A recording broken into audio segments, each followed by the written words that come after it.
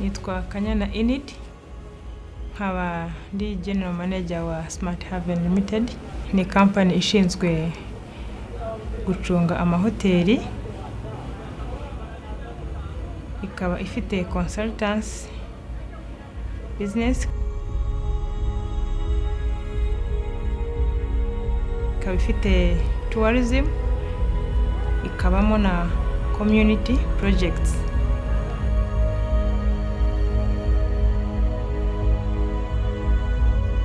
The country in ubu niyo dufite mu nshingano turimo kuyobora, aho duyobora dufitemo operations zose, harimo marketing, harimo human resource,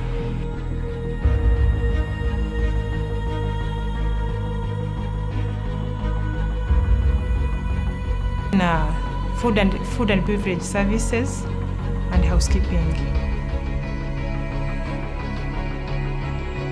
Yatekerejweho mu rwego rwo kugira ngo ishyigikire igitekerezo cya leta yashyizeho cyo gufasha abanyeshuri tubahereza ubumenyi. Nk'ubu ngubu hari ibigo by'amashuri dufitanye nabo partnership, aho baduha abanyeshuri bakaza muri hoteli yacu tuyoboye, ariyo The Country Inn operated by Smart Haven. Baza tukabahereza ubumenyi nk'abantu bafite inararibonye muri uwo mwuga, muri departments zitandukanye, bagakora internship cyangwa se twita stage, bagakora amezi 3. Icyo gihe iyo umunyeshuri akoze neza, yaramenye ibyo tumwigisha, tukabona arakora neza, niho duhera dukuramo abantu abakozi, cyangwa se tukabasha no kubohereza ahandi, tubarekomendinga ahandi bashobora kubona akazi. Mu bigo dukorana nabyo by'amashuri harimo ikigo cyitwa KETHA. KETHA twagiranye amasezerano yo kuba twakwakira abanyeshuri babo tukabamenyereza. Nitwa Habimana Alphonse, nkaba ndi umuyobozi mukuru w'ishuri ryigisha amahoteli n'ubukerarugendo, Kigali Excellent Tourism and Hospitality Academy. Iri shuri ni ishuri ryigisha rishingiye ku nteganyanyigisho duhabwa n'ikigo cy'igihugu gishinzwe imyuga n'ubumenyingiro kibishinzwe mu Rwanda, ariko kandi tukagira n'abafatanyabikorwa, amahoteli, ibigo by'ubukerarugendo n'andi mashuri badufasha kugira ngo abana bacu bige neza kandi bagere ku isoko ry'umurimo. Akaba ari muri urwo rwego mboneyeho akanya ko gushimira abafatanyabikorwa bacu, by'umwihariko ubu turi kumwe na Smart Haven. Twagiranye amasezerano y'imikoranire yo guha abana bacu imenyerezamwuga bakirangiza amashuri yabo, tugakomeza gukorana tubakurikirana aho bari kugira ngo bagere ku isoko ry'umurimo. Twishimiye rero ko twafatanyije neza kandi abana bize neza, none bageze ku rwego rwo kujya mu nshingano z'akazi, bishimangira gahunda ya leta yo kwigisha neza imyuga n'ubumenyingiro, ndetse kandi tugakorana n'abikorera, nabo bakatwakirira abana bakabaha ubumenyi bukeneye ku isoko ry'umurimo, ndetse akaba ari nabo badufasha nyine kubashyira ku isoko ry'umurimo.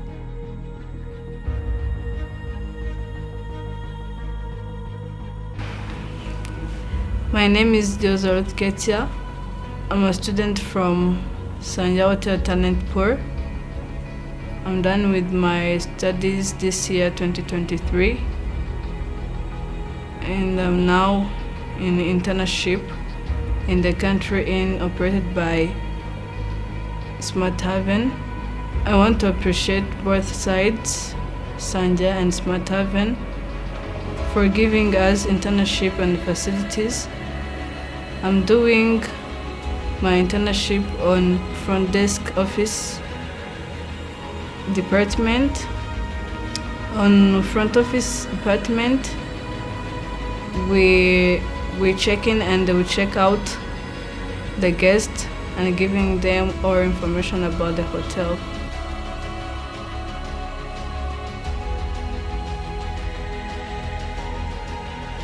Nitwera Christiane, nize muri KETHA, nashoje amashuri yanjye muri 2023 nyuma yo gusoza ikigo cyadushakiye stage muri the country in operated by Smart Haven.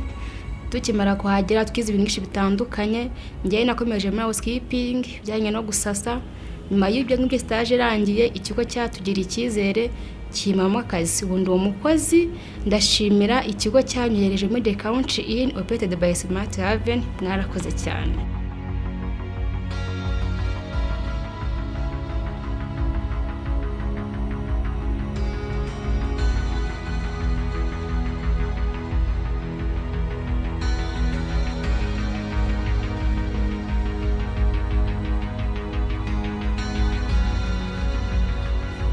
Ibijyanye na housekeeping ni ugusasa neza muri hoteli, kwitegura abashyitsi, ugatunganya icyumba kugira ngo umukiriya yinjiremo asanga kimeze neza, gihumura, ugasetingamo buri kimwe cyose kigenewe. Nitwa Kubwimana Theophile, nize muri KETHA, Kigali Excellent Tourism and Hospitality Academy. Narangije kwiga muri 2023. Nsoza kwiga amasomo yanjye mu kwezi kwa karindwi. Mu kwezi kwa karindwi nibwo bansabiye stage muri the country in operated by Smart Haven. Nakoze stage nk'abandi bose, nza kugirirwa icyizere cyo kuhabwa akazi, nkaba nkora nk'umukozi. Muri stage ndetse no kwishuri nahigiye byinshi, ako nahisemo mu gikoni. So mu gikoni nkaba narize byinshi, nkaba nshimira ubuyobozi bwanzanye hano, nshimira na the country in operated by Smart Haven yangiriye icyizere ikampa akazi. Nkaba mfite icyizere cy'uko ubu ngubu nshobora guhangana ku isoko ry'umurimo mbifashijwemo na the country in by Smart Haven.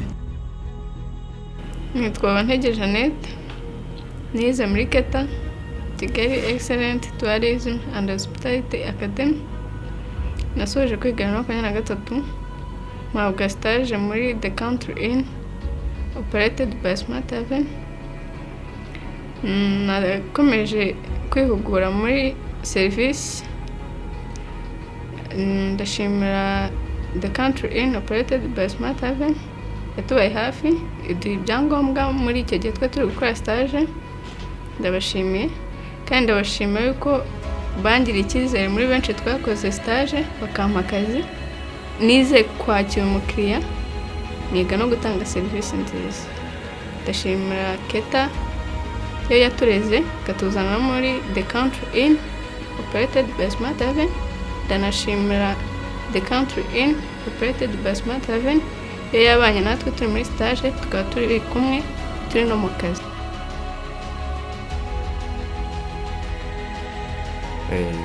Turashima cyane rero yuko abana bacu bagiye mu nshingano z'akazi. Twatangiriye tumaze kubona abanyeshuri bakoze training bagera muri 20, ariko muri abo 20 harimo abagera nko kuri 6 bamaze kubona akazi, ari nabo turi bwinjize mu kazi uyu munsi. Nkaba nshimira cyane abanyeshuri bacu bitwaye neza, bakaba babonye akazi uyu munsi, bakaba bagiye kwinjizwa mu kazi ku mugaragaro uyu munsi.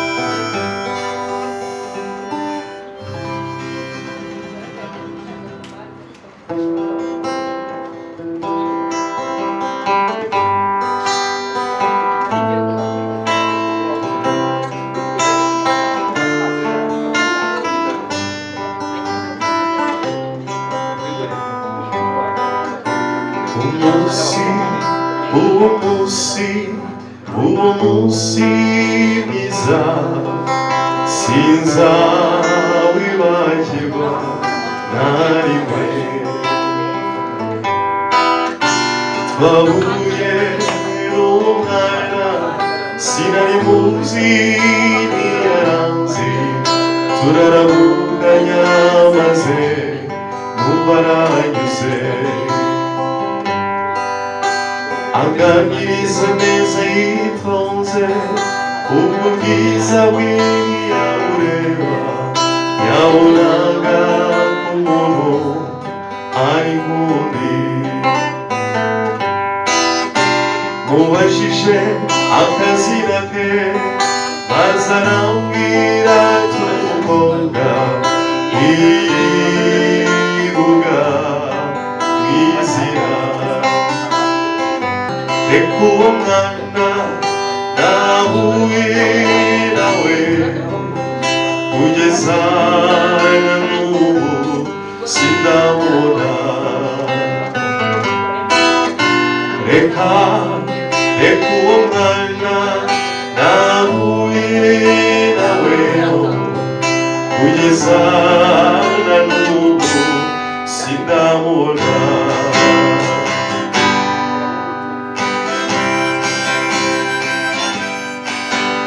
Ubu si cyangwa ngira kumubona, uwo mwana yagiye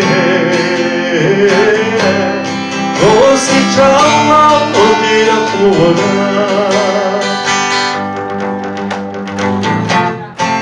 uwo mwana yagiye nawe kugeza na n'ubu sinamubona.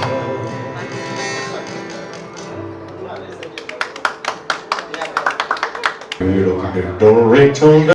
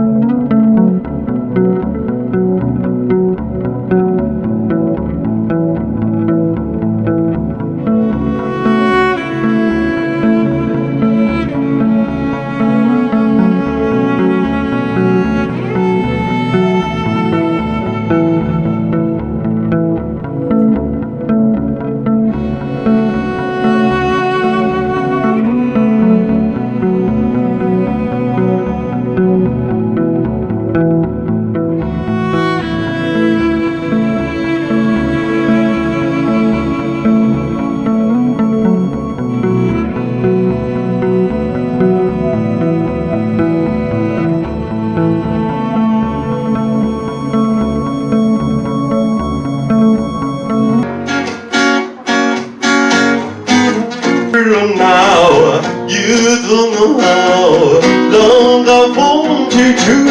Locked it, don't return the lights are low. Put time music on that's soft and slow. Maybe we ain't got no place to go. I hope you understand. I've been thinking about this all day long. Never felt that feeling that was why it's gone. I cannot believe how much it turns on. Just to be on that. Listen to the radio. Oh, listen to the radio. They spend the night together. Baby, don't go. They sing it to the radio. I try to find way to explain to you.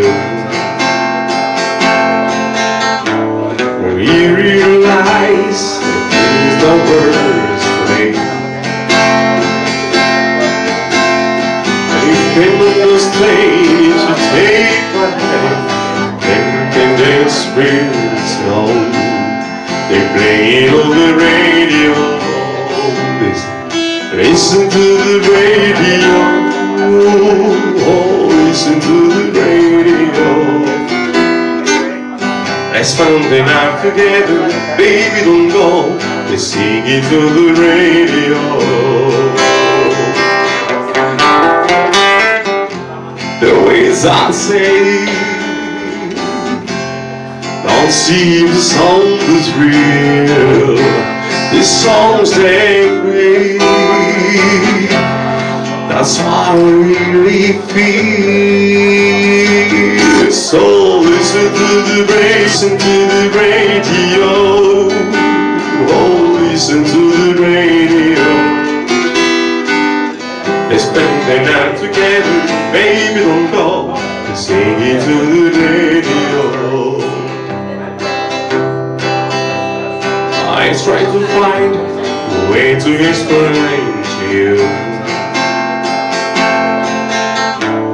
We realize that these the words for me.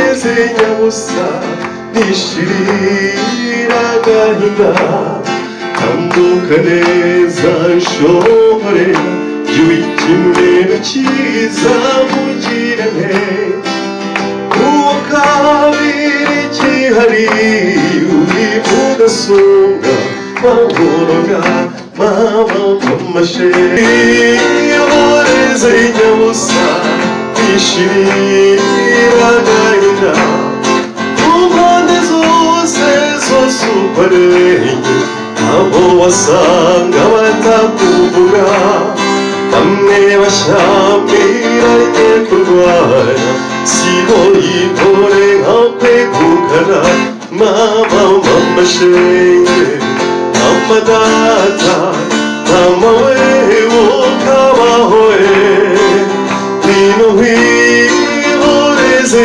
nyabusa nishirira gahinda oh hino hihoreze nyabusa nishirira gahinda oh hino hihoreze nyabusa nishirira gahinda.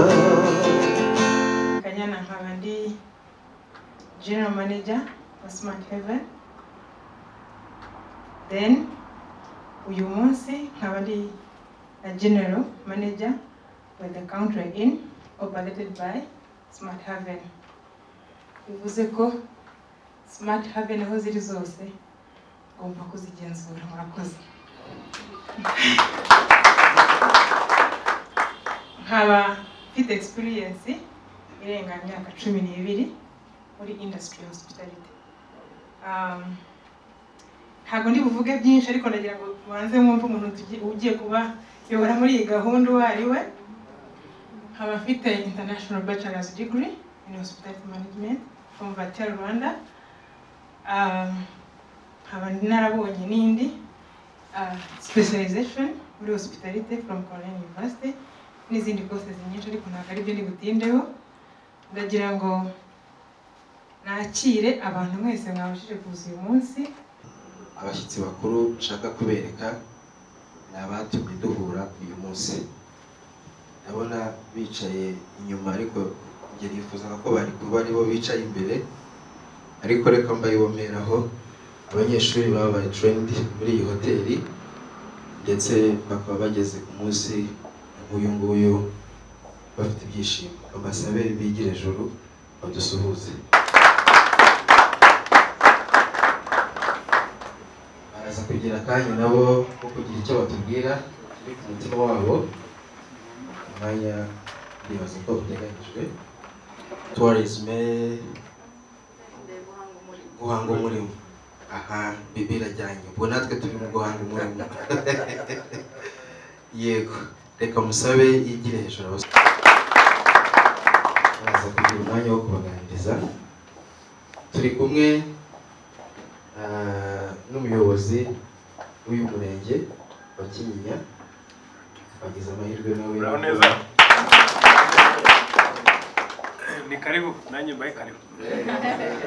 Turi kumwe rero na nyiri inyubako turi the country in, akaba ari we boss wanjye.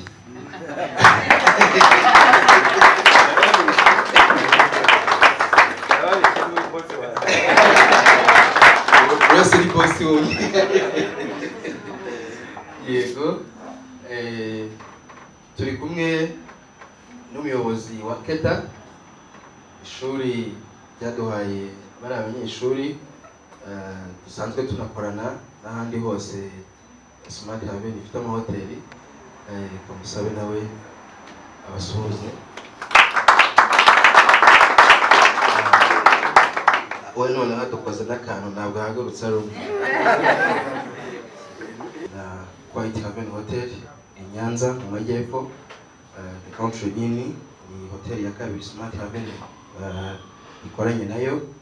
Icyo rero ikora ni full management y'amahoteli. Ntabwo tuba twirukanye nyiri hoteli, turakorana nawe ariko turamuruhura za mvune zo kwiruka bara urunyanya, yirukankana n'abakozi, umuriro urashize, ngo generator irapfuye, ibiki ibyo byose Smart Haven irabikuruhura, hanyuma nawe ukabona umwanya wo kwita ku bindi. Ariko noneho si icyo gusa, kuko Smart Haven yafashe n'umwanya wo kuvuga ngo reka habeho guteza imbere urubyiruko nyarwanda.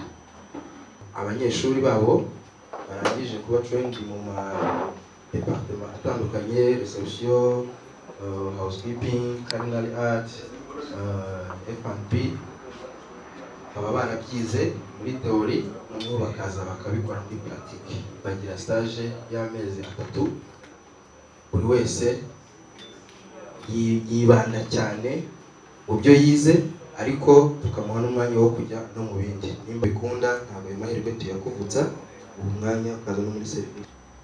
Ushobora kuba warize culinary art ariko ejo amahirwe yawe ugasanga yabaye muri F&B.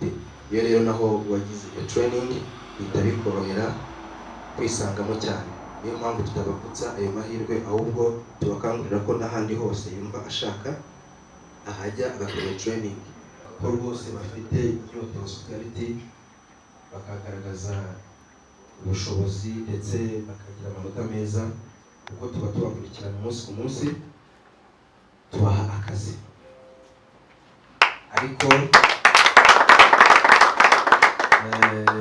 na mbere bari muri ya kwa kwimenyereza tuba tubagenera tike. Nta mpamvu rero babitekerejeho, tubona aho kwirirwa tujya kurwana n'ababosi tubigisha iki, ahubwo noneho turagenda twabwira ngo ya reka tukuruhure tukwereke ukuntu tubigenza. So twabonye rero bishoboka, nta mpamvu yo gutegereza abantu bavuye mu bindi bihugu. Iyo umuntu umubwiye ngo Smart Haven, arakubwira oh wow uri abanyarwanda, tukavuga ngo yes. Icyo rero nicyo dushaka kugira ngo kibanze gikure cyane, kandi turabizi neza ko kizakura. Turakoze. Dukomeje rero, mwese mwisanzure, ikaze mwayihawe umwanya tugezemo. Ndasaba umuririmbyi wacu yitegure. arangwa n'urukundo bwabo bukuri, arangwa n'umutima akamavuga neza, ubanuse umugabo w'ukuri, arangwa n'urucumu ubwabo bukuri, arangwa n'umutima.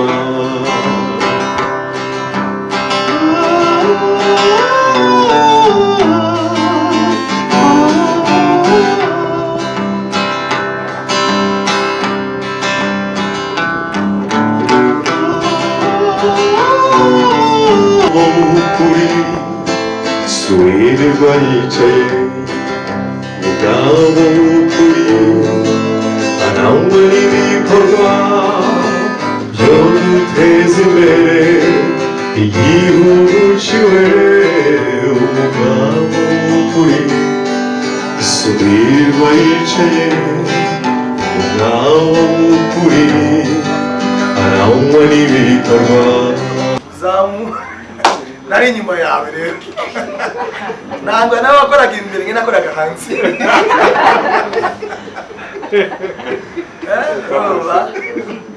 kuko ntabwo hamwe na history y'igihugu cyacu bibaye ngombwa ko mpagarika muri senior 5 then after 11 years ubuzima bwanze naje gusanga akazi kahwanye na standard yanjye ari akubuzaho nibwo natangiye gukora abana iyo umunyeshuri inshuti zawe ari abanyeshuri iyo uri umushefu inshuti zawe n'abashefu iyo uri gitifu inshuti zawe n'abagitifu mbese uwo muje umwuga so imagine ngewe inshuti zanjye zari abantu ki abazamu of course kandi majority y'abazamu mu gihugu cyacu sinzi hanze n'abasaza muri make friends banjye bari abantu basaza ndibuka umunsi wari nijoro turi kuganira hasi umuze umaze imyaka ingahe mu buzamu umwe yamwe imyaka 36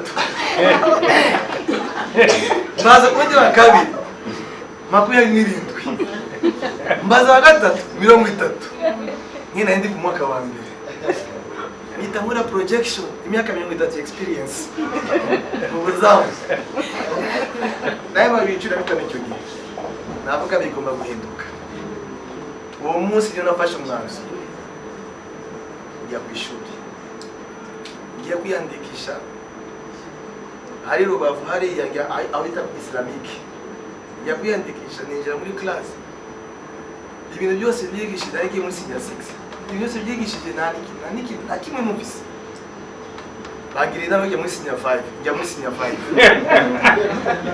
nageze ira kimwe njya muri senior 4 ngeze muri senior 4 sanga n'utwana ntashaka kwigana natwo nigiriye inama mva mu ishuri sasa ngire ikibazo mbivemo burundu cyangwa se ngire gute mbikomeze ubuzima nafashe yo kubikomeza ariko ari njye umwarimu nagiye nshaka ibitabo n'amakaye noneho y'amajoro yagiye ubuzamu bikora mu biparo n'abasaza myindura classe nangira kwiga ame mutandi gukora akazi kanjye ko buzamu ndabyibuka mu kwezi kwa gatano mu kwezi kwa kane 2002 niza amasomo yose ya senior 4 kwezi kwa gatano 2002 niga amasomo yose ya senior 5 kwezi kwa gatandatu niga amasomo yose ya senior 6 kwezi kwa karindwi mu tariki ya 5 mu kizamini cya leta mu kwezi kwa 10 diplome irasohoka ndayibona abantu benshi uyu munsi tubona abantu baba retired after many years bari mu kazi bakaba retired 65 bareba ikintu afite ugasanga nta kintu afite agiye muri retirement nta kintu yagezeho agiye muri retirement nta kintu aramutse apfuye uyu munsi nta kintu asigiye abana be kandi yagize amahirwe yo guplaninga so uyu munsi wa none mugize amahirwe yo gutangira kwinjira mu nzozi mwagize icyo gihe cya mbere ndibabwira icya kabiri ndibuvugeho Gilbert avuze ko yarangije fateri ntabwo yategereje kurangiza fateri atangire gukora yatangiye muri wait azamuka kugeza uyu munsi icya kabiri ntabwo yarangije amashuri ahubwo mutangiye amashuri gushinga iyi shuri biciye muri challenge na Chagabo nashinzwe recruitment and training muri Radisson we decided that akoresheje n'abakozi amotel asangari 4 star 5 stars zaza kurekruta iwacu bakaharinga umuntu ukamutraininga after some month abandi bakamutwara gutyo biza kuba ngombwa yo kuvuga ni rero ndabirambiwe yo guhora muri iyi cycle yo kuharinga nka traininga abandi bakajyana nagiye gushyiraho iyo center ko navuze ni okay from now iyi training bitanga muri Radisson ngiye kwishira hehe hanze umuntu azasohoka mitafata hariya bitiwe binamvuma nicyo kintu cya gatatu ndashatse kubabwira ntutegereze ko ikibazo kivuka shaka igisubizo ikibazo kitaravuka umuyobozi wa gahunda yanyakiriye kare avuga niba navuga pasiteri, niba navuga umuyobozi w'ikigo, I don't know, ndi umupasiteri ariko ndi umuyobozi w'ikigo. Urumva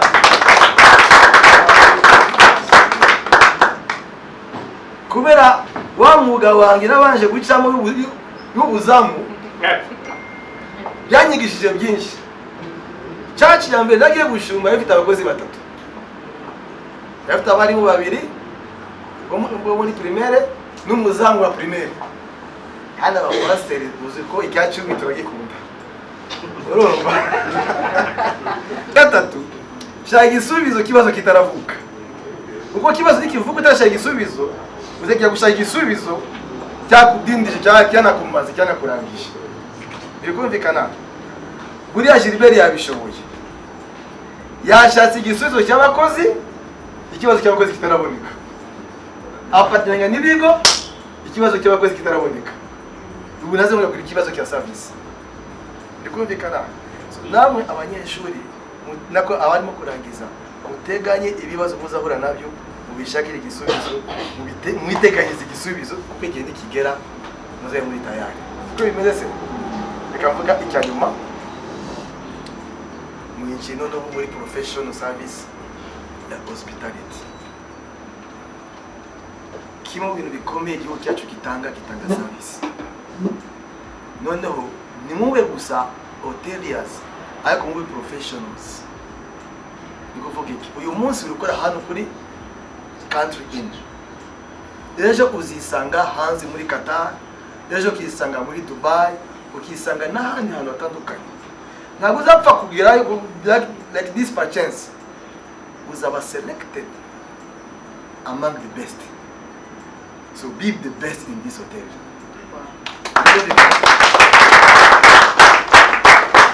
Be the best in this hotel. Asige hafi umupaka ni retirement period yawe. Murakoze cyane. Yitwaye neza. She's very smart, muramubona? Oh wow. Wow. Murakoze cyane. Congratulations, Jeanette.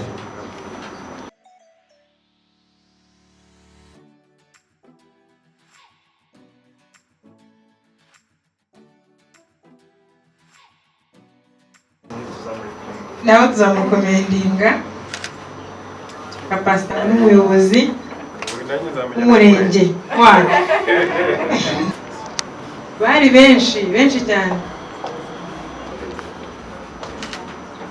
Nawe yitwaye neza, yabonye atandukanye kugeza ubu niyo kaminuza dufite ikomeye muri iki gihugu ikorera mu Bufaransa cyane. Ntabwo arasoza stage ariko tubaye tumwijeje nashaka agenda cyo ntiyirare. Urabona ko yambaye na uniform rwose. Asuhuza abo bakita bakore mu ntoki, amuha n'ifoto ahagaze hagati yabo. Nigeze kumubuza off ye. Smile. Abahawe akazi barasigara. Symbol berekana ko noneho ahinduwe n'imyambarire irahinduka. Reka rero dufatikanye umuyobozi w'umurenge yadufasha arambikande Ruth, ukaba winjiye mu kazi k'umugabo twambikire Theophile chef.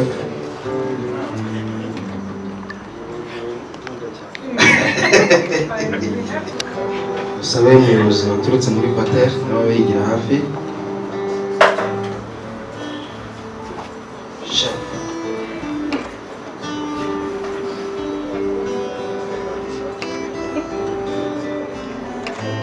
Wambitswe na gym na gahunda bose iriho n'inshingano ze.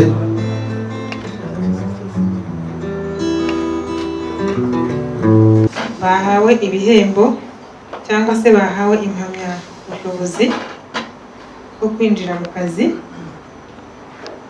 Basabye ko habaho uvuga ariteguye uhagarariye abandi mu banyeshuri bahawe akazi cyangwa se bakoze stage. Theophile yambwiye ko hari icyo ashaka kuvuga. Mu izina rya bagenzi banjye, mbere na mbere mbanje kubashimira mwese mwateraniye hano.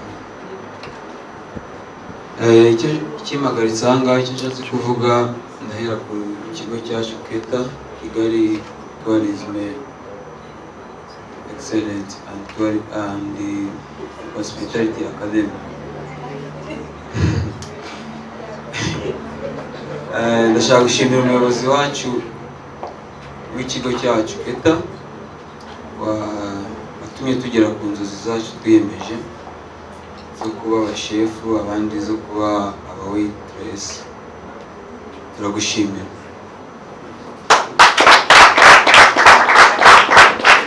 The country in operated by Smart Haven yatugiriye icyizere ikaduha akazi mu minsi mike twari tumaze dukora stage. Ariyo mpamvu njye na bagenzi banjye twahisemo kubategurira impano. Irahari, nibatambuke bayizane tubashimire. Yari surprise babageneye. Murakoze cyane.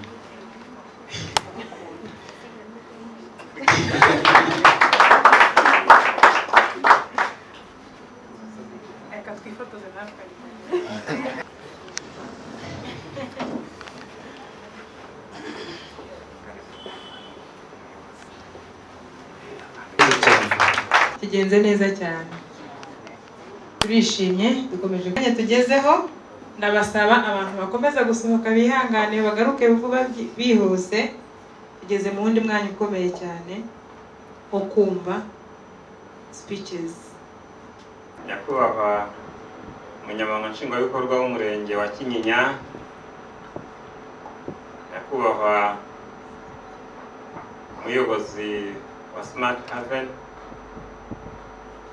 ndetse na The Country Inn Hotel, banyakubahwa muteraniye hano, banyakubahwa mwaduteranyirije hano uyu munsi, bana bacu, dutewe ishema cyane n'uyu munsi, mwaduhesheje agaciro, twarabareze aho bishoboka tugenda tuberekera. Nishimiye cyane rero no guhura n'umurezi wanjye kuva kera nkiri umwana mutoya, n'akana gatoya muri tronkome, kugeza n'ubu ukiri mu nshingano z'akazi, akirera n'abandi benshi, arerera igihugu cyacu. Bimaze kugaragara cyane ko ubumenyi ngiro ari inkingi y'iterambere ry'igihugu cyacu, kubera yuko abize amashuri y'imyuga n'ubumenyi ngiro bagera ku isoko ry'umurimo, bakabona imirimo, bagatanga serivisi inoze, abandi bagahanga imirimo. Ibyo rero tubikesha ubuyobozi bwiza bw'igihugu cyacu. Tubonereho akanya ko gushimira ubuyobozi bukuru bw'igihugu, inzego za leta, kandi tugashimira umurongo mwiza washyizweho n'igihugu cyacu wo gutoza urubyiruko imyuga n'ubumenyingiro. Ibikorwa byose biteganyijwe bya Smart Haven turabyishimira kuko tumaze igihe dukorana, turabizi.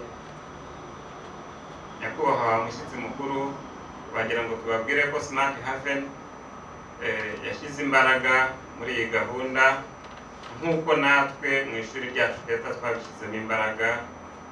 Abanyeshuri bacu bose tubashakira imenyerezamwuga, tukabaherekeza kugeza ku isoko ry'umurimo. Tuboneyeho rero kubashimira ubuyobozi bw'umujyi wa Kigali, mudushimire umuyobozi wabohereje kugira ngo yumve ubutumwa, arebe amarangamutima yacu, turabashimira cyane umurongo mwiza mwagiye muduha mubinyujije mu zindi nzego za leta. Turashimira ubuyobozi bw'ikigo cy'igihugu gishinzwe imyuga n'ubumenyingiro Rwanda TVET Board. Tunashimira ikigo cy'igihugu NESA.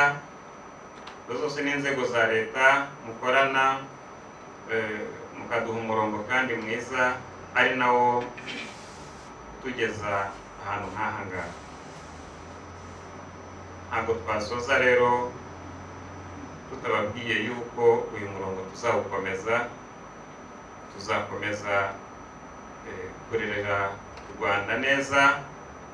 Abana twigisha tuzakomeza kandi kubaherekeza dufatanyije n'abikorera tubaganisha ku isoko ry'umurimo.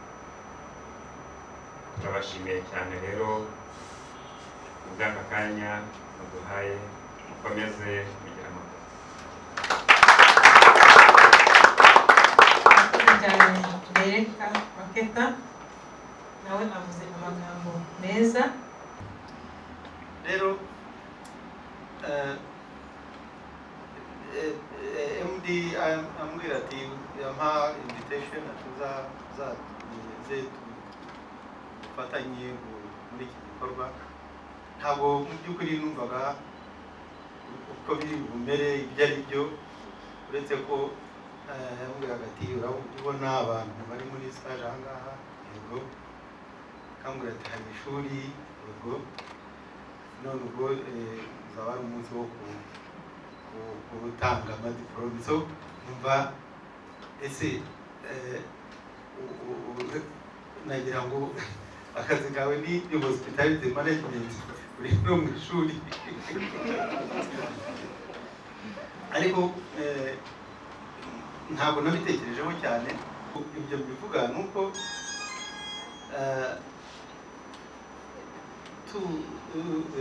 abanyarwanda bari hanze dutahuka muri iki gihugu nyuma y'intambara no guhagarika genocide, twageze mu gihugu turi bakuru ariko twari urubyiruko wenda hasi tungana namwe. Ndibuka ko bari involved muri struggle yo kubohoza igihugu mu mirimo itandukanye. Ku itariki 19 z'ukwezi kwa kane muri 1994 guverinoma ya mbere yarahiye hariya kuri icyo gihe bahitaga sende, sinzi niba ni kuri parliament. Mu kwezi kwa karindwi rero muzi ko abari mu mpeshyi west. So ukanibaza ariko se ubu abantu bazahera he? Ubwo kuri iyo tariki guverinoma ya mbere yararahira hanze mu bari bato, none murareba.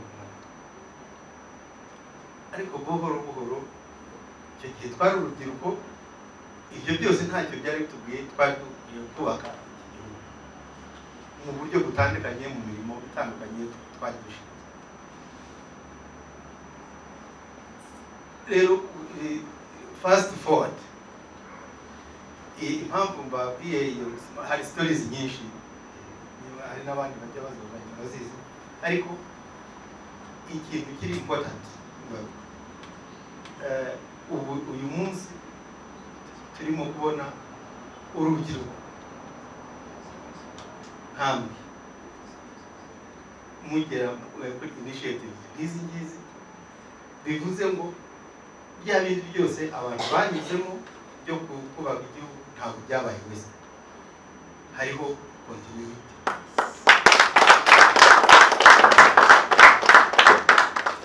Ibi rero ni ibintu sinzi ukuntu nabivuga, umuntu abashimira cyane. Ni byimaze kubera ko ni igitangaza kubona abo murimo kubakira ubuzima, nta nubwo mubaruta cyane, nawe ejo bazubakira abandi ubuzima. So dukomeze dutyo twubaka igihugu cyacu kitajegajega, iri built kuri human resource nk'uko abayobozi bakangurira buri munsi, ariko noneho by'umwihariko iyi sekta ya hospitality murabizi ko ariyo sekta y'ingenzi cyane mu gihugu cyacu buri munsi. Rero kuba partnership ya KETHA na Smart Academy byaragiye muri iyi initiative yo gukurikira employment, guha abantu akazi, nako kubaha ubumenyingiro noneho bakabona n'akazi. Sibigira uko bisa, bigira uko bisa ni ikintu bose tujye kwishimira twese. cyane cyane by'umwihariko Gilbert ntabwo tumaze amateka, ariko nkatwe bakuru hari ibyo twumva, hari n'ibyo tuzi, ntabwo tubizi neza byose, ariko nibura information, gusoma ibitabo, gukurikirana, tumenya tuzi aho tuva. Iyo umuntu aza hava amenya n'iyajya, mujye mubikunda cyane. Samane kwa bitaga kubera ko tutashobora kuvugika neza. Ari nshinzwe uburezi mu mujyi wa Kigali, muzehe wenda yavuze amateka ho gato. Igihugu muri 1994 ntabwo cyari igihugu, cyari cyarasenyutse burundu. Murebe inzu y'umusaka idafite epfo na ruguru, niko igihugu cyari kimeze. Babivuze, nabaye muri secteur nyinshi, nabaye mu burezi, natangiye akazi ndi kumwe na Rosa Kabuye hano ari prefect wa prefecture y'umujyi wa Kigali muri 1994. Yagize amahirwe b'icyo gihe n'abantu bari baragize amahirwe yo kwiga hanze, tuza gusoreza amashuri muri kaminuza y'u Rwanda. Hanyuma nyine kubera ko twari turi bake bagomba kubona imirimo, tujya mu mirimo. Ubwo nari nshinzwe uburezi muri uyu mujyi, Alice ndibaza ko yaje kuhasanga nyuma y'imyaka 10. Umuyobozi mukuru waje hagarariye umuyobozi w'umujyi wa Kigali, ndibaza ko yasanze mu mujyi nawe muri icyo gihe. Nyuma yaho gato urumva ko uyu mujyi uko wagiye ukura, aha hari mu mashyamba, aha mubona twicaye uyu munsi hari mu mashyamba. Ndibaza ko muzehe waje kubaka, nta muhanda wahabaga, nta kigo cya ruguru, wenda ntiyababwiye amateka ya hano, ariko hano hari mu mashyamba, hari mu mifatano. Igihugu rero resilience bavuze, pasiteri bavuze imbere y'abandi, yavuze aho yaturutse, aho buriya amateka ya buri wese hano arajya gusa neza n'amateka y'igihugu. Gilbert wari umuzamu cyangwa se pasiteri wari umuzamu, n'igihugu niko cyari kimeze mu myaka at certain period, niko igihugu cyari kimeze. Ariko uyu munsi nibaza ko duhagaze kurashimishije, kandi n'uruhare rwa buri wese, n'ubwitange bwa buri wese. Ubu urumva kureba umugore wakubise umugabo, namenye umugore wataye umugore, nako wataye umwana, bose nkabazana tukabagarura mu buzima busanzwe. Kubera ko nabayeho mu gihe kinini mu burezi, buriya mu burezi habamo debate ikomeye yo kuvuga turigisha, ariko ugasanga abantu babaye abashomeri hari ku isoko ry'umurimo. Niyo debate hari uyu munsi.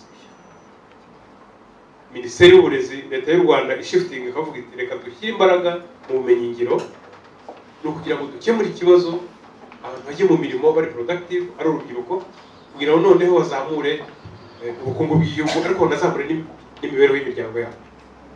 Ndahamya yuko aba basore babonye akazi hano guhembwa mukiri abanyeshuri, mugahembwa, mukishyura mitiweli, mukishyura ababyeyi banyu mitiweli, barumuna banyu bakajya ku ishuri. Ni ibintu bikomeye cyane. Igihugu cyagomba kuba hub ya services. Kimwe rero mu bituma igihugu kigira iyo economy iri based kuri services, nuko nyine tuba twazamuye ubumenyi n'ubumenyingiro bw'abakora muri iyo sector. Ariko still ndibaza ko tugifite urugendo rurerure. Gilbert n'abandi bari muri sector, ndibaza ko dufite igihe turacyafite urugendo rurerure. Ndibaza ko muri 2050 n'ubundi izaba pila ikomeye cyane mu bukungu bw'igihugu. Kubera iki? Kubera ko u Rwanda rwiyemeje kuba igihugu ubukungu bwacyo bushingiye ku bumenyi, ubukungu bushingiye ku bumenyi. Kandi birashoboka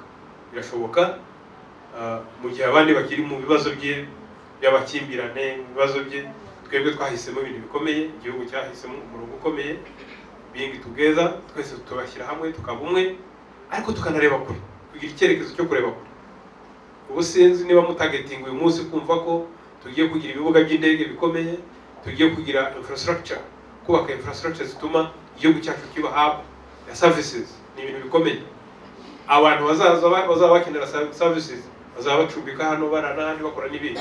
Ni twebwe bagana, ni twe bashyikiraho ba mbere, tugomba nanone gutanga iyo sura nziza y'igihugu, ariko noneho no kugaragaza ko cya gihugu bavuga koko kiri beza n'ibyo kiri gukora bifite ishingiro, bifite n'ireme.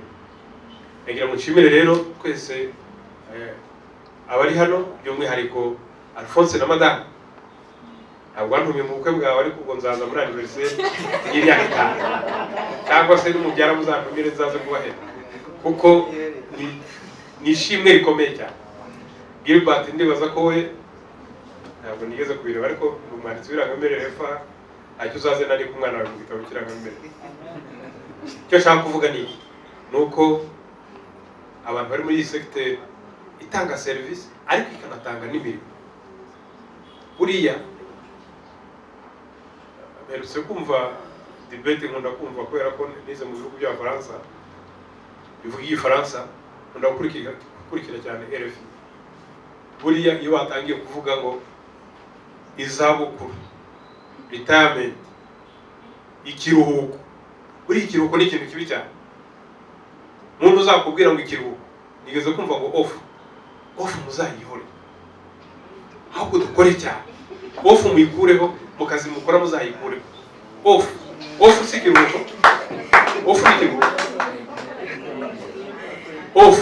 off ni ikiruhuko.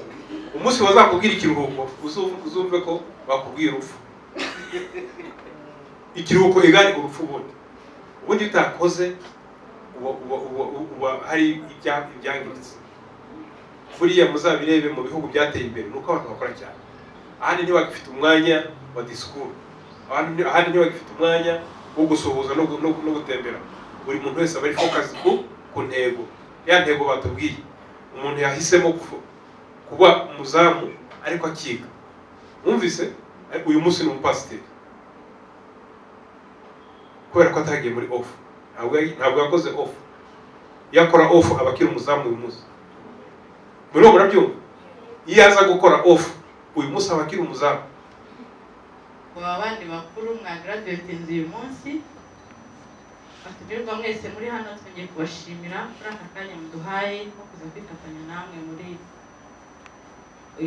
ibi birori byiza cyane twishimiye nk'umujyi wa Kigali byo gufasha urubyiruko dushinzwe kubona umurimo, kubona icyo gukora, kubona ubumenyi, tukabura n'umurimo. Uyu munsi ndagira ngo nshimire cyane abafatanyabikorwa mu guhanga umurimo aribo Smart Haven, ndetse n'abadufasha guha ubumenyi ngiro aba banyeshuri barangije uyu munsi. By'umwihariko ndagira ngo mbashimire graduates mwarangije uyu munsi, icyemezo cyiza mwafashe cyo kwita ku murimo, kwita ku iterambere ryanyu, kandi ari byo bifasha mu gutanga umusaruro kuri iki gihugu. Kandi twese dufatanyije imbaraga, biragaragara ko iki gihugu hari aho tugomba kukivana n'aho tugomba kukigeza. Uyu munsi rero dutewe ishema namwe mwese mwa graduates uyu munsi, ndetse na barumuna banyu baba bakiri inyuma biga. Turabashimira umuhate mwagaragaje, ngira ngo nk'uko byagaragaye hano, abashoboye kwitwara neza cyane kurusha abandi murabona ko bavanyemo umusaruro wo kubona akazi. Hanyuma n'abandi mutakabonye ntimucike intege, hano hanze hari akazi kenshi, ntimucike intege, mwaprayinge n'ahandi. Ubumenyi muvanye hano urabafasha kubona kandi kazi hanze. Mwakoze umurimo mwiza, mwarahuguye, mwatanze n'umurimo, kandi turanakomeza kubasaba mufatanye nk'umujyi wa Kigali, dukomeze dufashe n'abandi bakiri hanze bakeneye kwihangira umurimo. Umurimo si ukubona akazi hano gusa. Uwize guteka ashobora kwegera ikigo cy'imari amafaranga arahari, bakabafasha gukora umushinga. Ku mirenge tugira abantu bitwa business advisor bashinzwe kubigira imishinga. Uragenda akagufasha kwiga umushinga, hanyuma akagufasha no kuguhuza n'ikigo cy'imari, ukaba nawe wakwitangirira business yawe. Urumva n'abatabonye akazi hano, namwe amahirwe yanyu kandi arahari hano hanze. Agira ngo nsoze nshimira by'umwihariko abaduhaye kino cyicaro, abateguye bino birori, tubabwira ko muri kudufasha mu cyerekezo cyiza igihugu cyihaye cyo kwigisha ubumenyi ngiro, aho umwana avanamo ubumenyi mu ishuri ariko akabasha kubona akazi atari ako agiye gusaba, ahubwo ari ako yihangiye we. Akaba nabyo dushishikariza n'abandi bose mwese muri hano, utabonye akazi please uzaze udufashe, tukwegere, tukwereke inzira wacamo, ukabasha nawe kubona icyo ukora. Ubumenyi wavanye aha ntubujyane kuryama mu rugo, sibyo? Reka rero dusoze tubashimira kandi tunabasaba ubufatanye. Uko twatangiye twizeye ko ariko bizakomeza n'umubare ukagenda wiyongera kurushaho. Murakoze, mugire umugoroba mwiza.